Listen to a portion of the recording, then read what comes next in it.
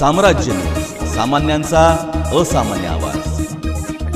मराठी भाषा संवर्धन पंधरवडा उद्घाटनानिमित्त काढण्यात आलेल्या ग्रंथदिंडीने माझा मराठी मातीचा लावा ललाटास टिळा, हिच्या संगे जागतील माय देशातील शिळा, मराठी भाषेचा वारसा पुढे नेऊया असा संदेश दिला.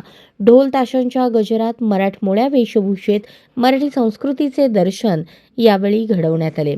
सोलापूर महानगरपालिकेचे आयुक्त शीतल तेली उगले यांच्या आदेशानुसार आणि उपायुक्त आशिष लोकरे यांच्या मार्गदर्शनाखाली सोलापूर महापालिकेच्या वतीने महाराष्ट्र साहित्य परिषद जुळे सोलापूर, महाराष्ट्र साहित्य परिषद दक्षिण सोलापूर, अखिल भारतीय मराठी नाट्य परिषद उपनगरीय शाखा, पुण्यश्लोक अहिल्यादेवी होळकर सोलापूर विद्यापीठ, महापालिका पत्रकार संघ यांच्या वतीने यांच्या सहकार्याने 20 जानेवारी ते 30 जानेवारी 2025 पर्यंत मराठी भाषा संवर्धन पंधरवडा साजरा करण्यात येत आहे.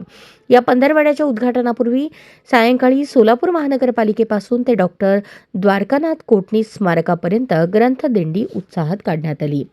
प्रारंभी महापालिकेत ग्रंथपूजन करण्यात आले. अतिरिक्त आयुक्त संदीप कारंजे यांच्या हस्ते श्रीफळ वाढवून या ग्रंथदिंडीचा शुभारंभ करण्यात आला. या पालखीत भारतीय संविधान, ज्ञानेश्वरी, भगवद्गीता आदी ग्रंथ ठेवण्यात आले होते. सुरुवातीला अतिरिक्त आयुक्त संदीप कारंजे आणि महापालिका उपायुक्त आशिष लोकरे यांनी खांद्यावर ग्रंथ पालखी घेतली.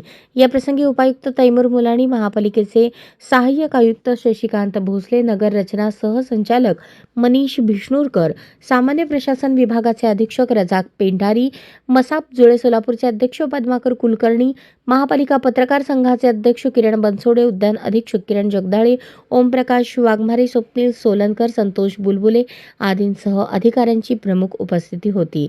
ही ग्रंथदिंडी भारतरत्न डॉक्टर बाबासाहेब आंबेडकर यांच्या पुतळ्यास अभिवादन करून पुढे मार्गस्थ झाली.